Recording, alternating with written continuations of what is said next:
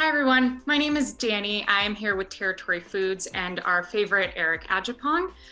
We're going to be talking about our upcoming partnership that we're super excited to bring to you guys. Most of you are probably familiar with Eric. We've worked with him in the past, but this meal that we're coming out with is something brand new. We're super excited to bring to you all. We're really excited to talk to Eric today. So Eric, tell us a little bit about yourself, just what you're working on, who you are, what brought you here today. Yeah, of course. What's going on? First off, what's going on, Danny? How are you? Good to see you again. Yeah, it's been, I feel like the year just started, but it's also like very much over for me as well. There's just so many things going on at one time, which I'm super thankful for.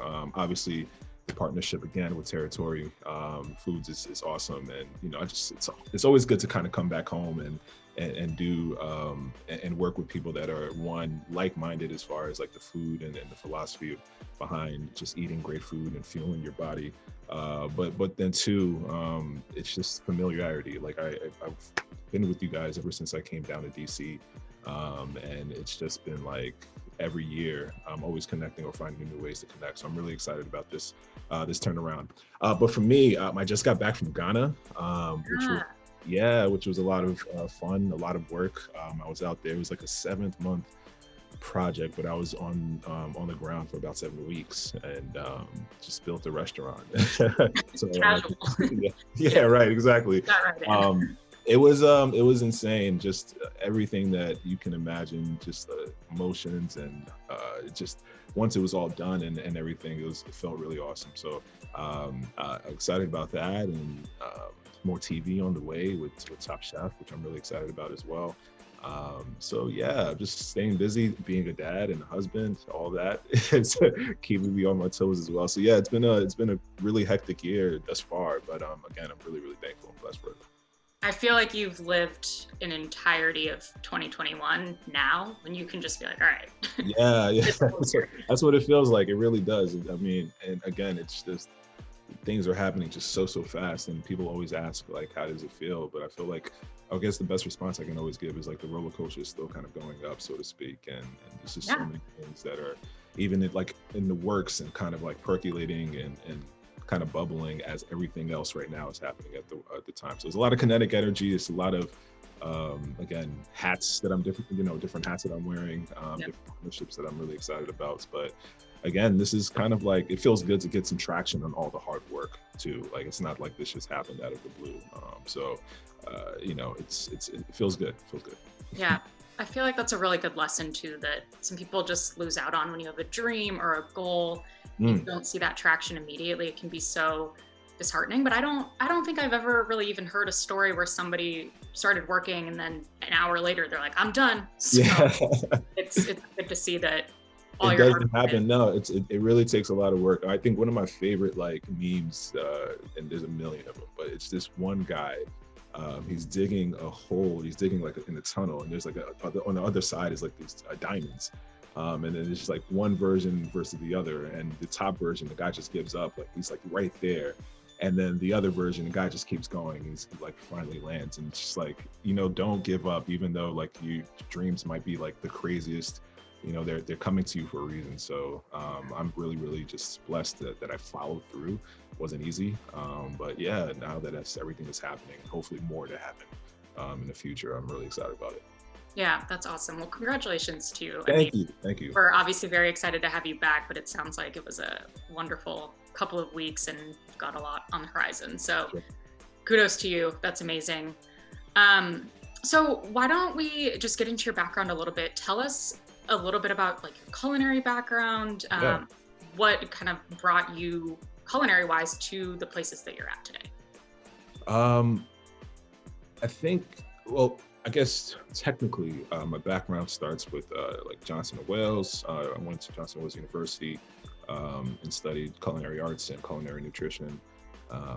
And from there, like I got my hand. I wanted to just work in the best restaurants in New York. That was my goal.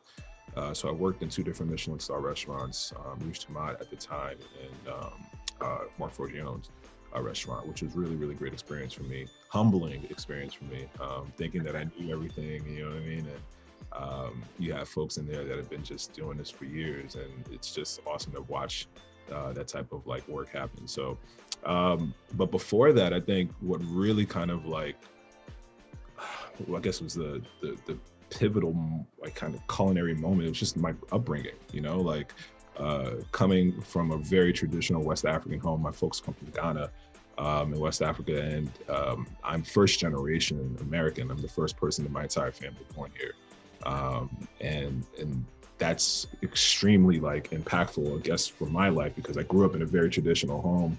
But then I'm also in New York City, you know what I mean, and like with all my friends around, and there's a huge kind of like duality, so to speak, that kind of comes with that. So it was awesome. And, growing up, not only just eating West African food, but then also going to, my friend's home who was, Hispanic, Puerto Rican, or Caribbean, or, Trinidadian. It was just really cool just to kind of like get this eclectic mix of different foods and experience. And it just so happened that I kind of steered my life and my career rather into food and hospitality. But I just remember that viscerally, like the food just being so amazing in everybody's home. So,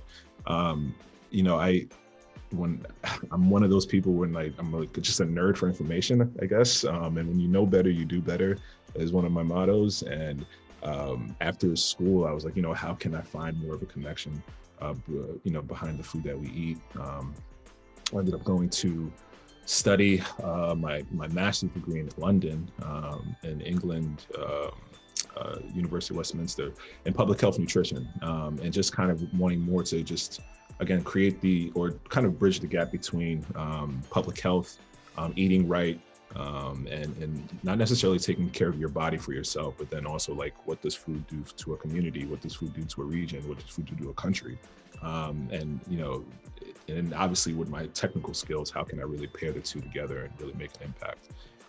And then kind of just led into like finding out more and more about the food that I grew up eating and the food that I love to cook. And, I have the technical side, and, I wanted to kind of also elevate this West African food and the food of diaspora as much as possible too. So that's kind of that funnel that's gotten me here. And it's been awesome so far. We see a lot of your family in your cooking. So a lot of like West African influence into your food, if not just traditional recipes that you've brought to life. We've had them on the territory menu, but we've seen them through your socials, or if we're on your Top Chef experience. But does growing up in New York City and like the kind of cultures that you were around, you mentioned a lot of like friends and family friends, how does that also kind of like influence the type of food that you want to bring out in your cooking?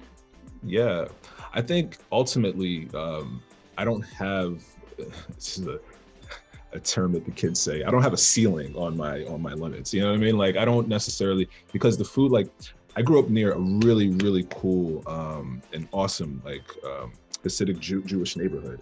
And they had some of the best pastries, like bagels, like just to blow your mind away. And also grew up next to like a really like, it was almost like a Little Italy type neighborhood in Pelham Parkway.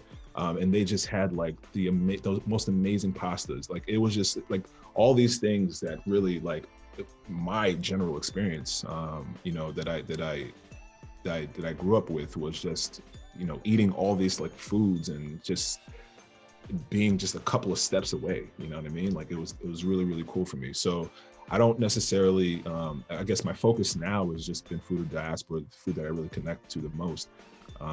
But I think it's really cool to kind of, one with respect, kind of blend and really talk about these foods, because honestly, we're all kind of eating the same things. Like if you look at just, Brazilian food and let's say like Nigerian or Ghanaian food is very, very similar. We're eating the same kind of cassavas and yams and the peanuts and the palm oils and stuff like that. And the same thing with just Caribbean food and a lot of food from America here, like jambalaya is like jollof rice. We talked about that. That was on the menu. It's just like a direct, descendant of, jambalaya. So there's so many different connections that I love to kind of explore and really talk about and create through the food and tell these stories through. So that was a very long-winded answer, but yeah. Great. That's what we're looking for. No, I love hearing about that. I spent time in New York, and just wandering the neighborhoods was always probably my favorite pastime, but especially as it pertained to what food was on the corner of whatever street I was on. I did this same call with your colleague Joe and made the mistake of doing it right before lunchtime, and now I'm making a call right before breakfast. So it's deadly, yeah. But speaking of food and meals and just kind of like creations that you've made, this is a hard question. So if it's too hard, that's fine. We can narrow it down a little bit more. But what is your favorite thing? It can be recent or of all time, but what's your favorite thing that you've created? Like something that you're just super proud of? Oh boy. That's a really good one. I think it's probably, it's gonna sound cheesy, but it's probably the meal that I made for my wife, but we were dating at the time. Yeah. She just, I kind of in a random way, a roundabout way, try to ask about her favorite like foods and desserts. And I made like a 3-course meal just to really impress her. And that's just obviously helped seal the deal. But no, it was, I think that right there. But I think ultimately, I think I have another one, this curry corn bisque, it's like soup that I've done. One of the first things that I kind of created or wanted to kind of conceptualize after school. And I made it for the folks when I was auditioning for Top Chef. I made it for them. And I didn't think that they would call me I thought they would call me rather in like 4 to 5 months or 6 months. And they called me like in a couple of hours or 72 hours or something like that. So I thought that was really something. And I made it again on the show. And it did very, very well. So that's a dish that I feel like, you know, when the restaurant comes up and everything is like settled in, I'd love to kind of feature that, you know, down the line. But yeah, those are the two memories I guess I have for that question. That's a really good question. I've never been asked that. Really? Yeah, no, honestly, I've never been asked that. That's a really good one. It's so simple, but I realize as I like verbalize it, I'm like, okay, that's actually tough.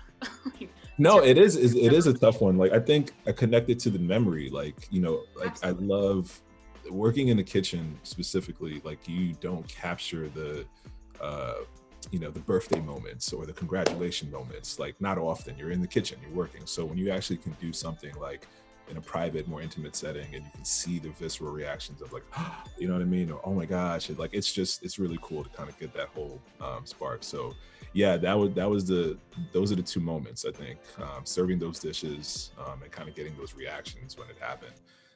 That was pretty cool. Yeah, well, behind every meal is a great story and a great person. So yeah. Not that it's always tied to memory. You know? Well, okay, so speaking of Top Chef, a lot of our audience that might be watching this conversation that we're having or really excited to try your meals are probably going to know you from your time on Top Chef. So let's get into that a little bit. Tell us a little bit. I know you've been on it a few times. So what was it like competing? How do you compare and contrast your first time to your second? Like, yeah.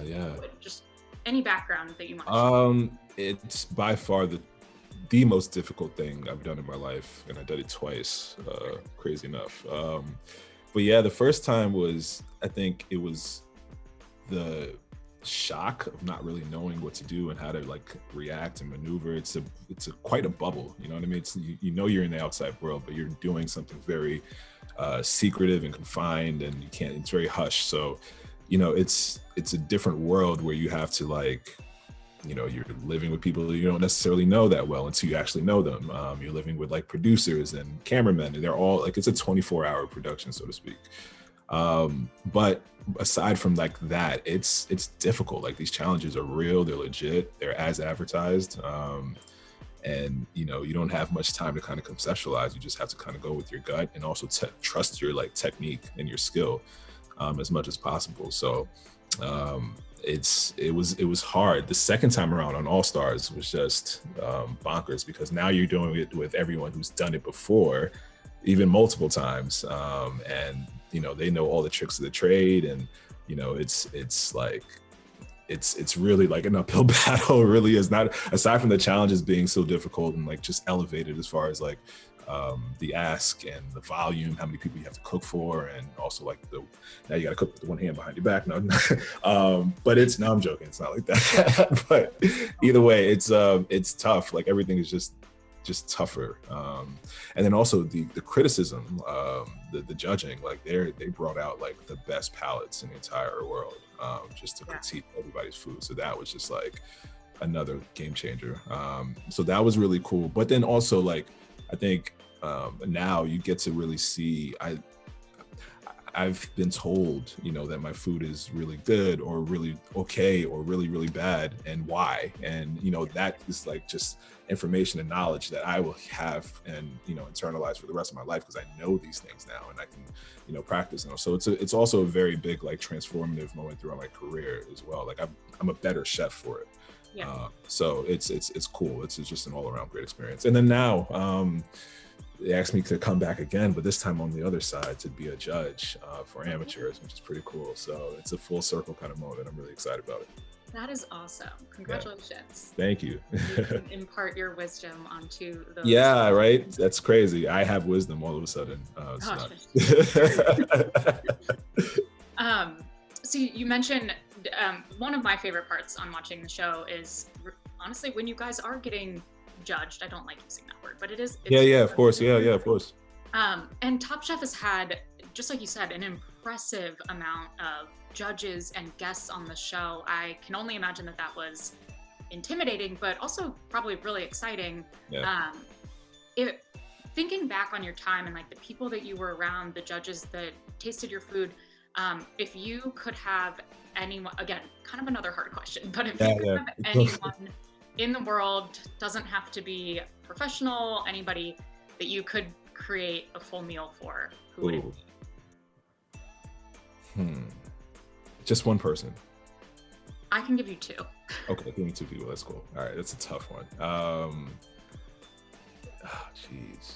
You could think of it in like somebody that is professional that didn't make it onto the Top Chef judging. Okay. And then maybe somebody that's not that you want to. Yeah, that's a good one. Okay. I would have loved to have served a meal to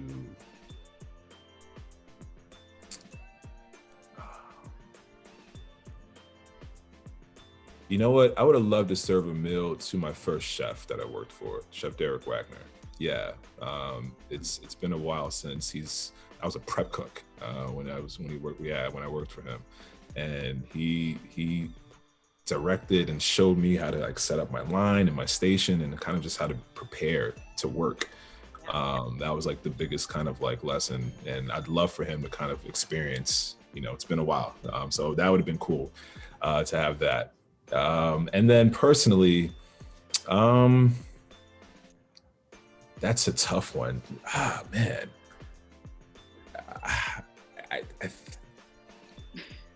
I don't know. That's a really good one. Personally, I think maybe my mom, that would have been cool to kind of have her there and experience that. Yeah, I would say, yeah, anybody. She's had my food. She's been to like really big moments for me, but it's always cool if you can have the support for your mom. Yeah, that'd be cool. Whoa. Yeah. Those are great answers. Sorry. These are no, this like you put me on the spot. These are pretty good. I like them. They're fun to learn about. Yeah. Those questions are always tough because you can. Sorry if I stalled too long, but I was like, yeah, I gotta give a thorough answer about that. No, believe me, they're tough questions. And we can try to do another easy one. I know you mentioned the curry corn bisque, and that sounds incredible, and you made it on your time on Top Chef. But aside from that one, what's another dish that you made? And it could be your time on Top Chef or time on Top Chef All-Stars. What's a dish, like your favorite dish that you made that you're most proud of? One that outside of the bisque. Yeah, I think I'll take one from each season. The fufu dish that I made on Top Chef, that was a really cool moment for me. More so because, and it sounds crazy, but I've actually dreamt about that moment. Not to like crazy. Yeah. When I was in like college and undergrad, had a random dream that I was on Top Chef and I was serving fufu to Tom Colicchio, but he was eating it with his hands. That didn't happen. He's actually eating with his spoon. It was a more formal moment, but that was a really crazy, like, it was a very visceral moment for me when it actually happened. That was wild. So that was a big moment. I actually won again for that, which was nuts. And then for All Stars, I did a very daring dessert dish with it was all vegetables. It was like an all vegetable challenge. And it was I landed on no, I chose dessert, and I did like a butternut squash pudding with like passion fruit caramel, butternut squash dipped in passion fruit, and some like ginger granita. It was like I knew the flavors would work, but I was just like, man, this is a win. But it I remember that one. really was delicious. Yeah, it was so good, and everyone loved it. So that was one that I was just like, you know what? As I was cooking, I'm like, this better work, like the whole time, like this better work. And when it did, it was just kind of like this big sigh of relief. So that was a big win. I just had a lot of fun with that challenge. Anyway, it was just cooking all vegetables, no meats at all, no like animal products. It was complete. It was really cool. A big challenge, and everybody did well on that episode. So I had a lot of fun with that. Yeah, they were also, if I remember correctly, that challenge, all of the dishes were like really beautiful too. Oh my gosh, it was like picturesque, every single one, and it was just like, it was everyone had a good time. I think we were looking forward to that challenge. The dessert was the challenge, like the harder part for each team. And I was going up against Nini, who's an absolute monster in the dessert team, in the dessert realm at least. So it was cool, but it was a lot of fun and a lot of challenge, a big challenge rather. Yeah. Oh yeah, I bet. Cool. Well, let's talk about your territory meal. I think we're really excited to see it. So why don't you do just like a quick intro of the dish, the background of it? I know there's like a couple of unique components that we'll talk about. So here it is. Boom, boom, boom. This is actually the secret test copy. But no, this is, I'm really excited about it. We have here our beef burger, which is absolutely delicious, with the yassa jam, which I'm really excited about, guys. We have roasted potatoes. There's broccoli as well. And I really just wanted to kind of just highlight, again, West African flavor. We also have a veggie version, which I'm really excited for. Again, just wanted to highlight those West African flavors. Yassa is a Senegalese onion jam, which is really delicious. It's really like lemony, good amount of like Dijon mustard to it, ginger, garlic, and it's just kind of cooked down into like this, like just really thick, almost like a chutney. And it's super delicious. And we use that as like, kind of like the highlight, really. It's the top. And I'm having a difficult time. There we go. That's the veggie burger. And again, roasted potatoes, seasoned really beautifully. We have our broccoli as well, and that delicious yassa jam. And I think this is gonna be a home run. I know one thing that from my time working with Territory is that things that are just really easy and kind of just on the go to eat, burgers do really well. And I wanted to kind of just really just bring another version that probably is, people never had before. I have this version in the restaurant that we opened up in Ghana, so I'm excited that people can actually kind of try it in a territory sense. This is pretty cool. That's awesome. We always thank you for trusting us to kind of bring. Oh my gosh, of course, yeah. I mean, I know the rigor. I know the deal. I know how like thorough you guys are. I know like how serious you guys are for not only giving nutritional value with like flavor and intention. Yeah. Like that's real to me. So I trust you guys, and I'm really excited just to kind of have everybody else eat this and try it out as well. Yeah, we're really excited for them too, and most excited I think because we have two options now. You pointed them both out. So we've got the beef burger, and then we've got the vegetarian burger. So it allows a lot of our customers, if not most of our customers, the chance to try it out as well too. And exactly. I've been able to taste it. I've loved that jam. I've never had it. So it's yassa jam, right? Or just so it's yassa is really just the dish itself. You can have like chicken yassa. You can have like a whole bunch of like guinea fowl. There's different kind of games, but the jam itself, I kind of just like reduced all of it down. Got it. Okay. Really like concentrated like chutney jam, and it's just perfect. I think you'll get like all the flavors of the lemon. There's a little bit of herb and thyme. There's a little bit of again, ginger and garlic, and obviously the onions kind of just bring it home. It's so good. So it's traditionally served with kind of proteins as just like a dip or veggies and such. Mm-hmm. People want kind of a stew actually. So it's served as a stew base, and It's delicious. It really is. It's so good. And really my favorite way to eat is just with chicken. So you'll add a little bit of like chicken stock to it just to kind of like, give it a little bit more volume, so to speak. And yeah, you just let it just braise in there. It's so delicious. Like having the chicken kind of even marinate with those spices, it's just like overnight, then it's a game changer. Wow, I can't wait to be able to get this. It's 8:23 a.m. here. I'm salivating by myself. But well, we're so excited to have that on the menu.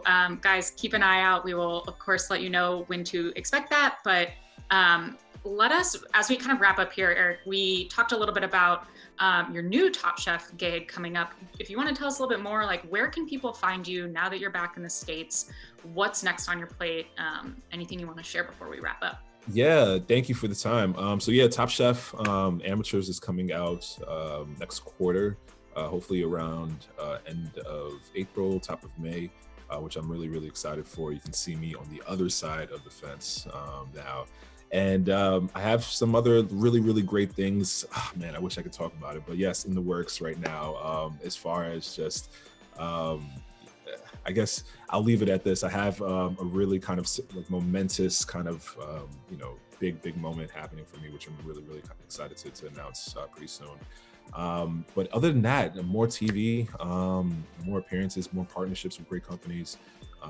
And going back and checking in on the restaurant in Ghana, from time to time. So yeah, that's the life's mission for 2021 at least. Do you have plans soon to be back? Yeah, actually pretty soon. So I'll be probably going back maybe like in the middle of March for about 5 weeks or so, really soon. Yeah. So the plan is to hopefully, if the wave of COVID kind of dies down, it looks like the trend is actually going there, at least in West Africa. We're going to expand on the dinner menu, but then also open up the lunch menu and the brunch menu as well. So just go back and do the training for both. And yeah, and just keep it going. I'm excited. It was a big uphill battle. It was a big undertaking, but we got it open, and I'm really just happy for it. The restaurant's called East End Bistro in Accra, and yeah, just hoping to do the same once we get back here and back to normal. Open up a restaurant over here, which would be awesome. And yeah. Well, that's great. I had so much fun following you while you were in Ghana these past couple of weeks and kind of watching the restaurant come to what it is now. Yeah. So for any future Eric stuff, we'll also, sounds like you've got a lot coming up. We would love to share whatever you're working on once we're able to with our audience. So let us know. We'll keep an eye out on everything you're doing.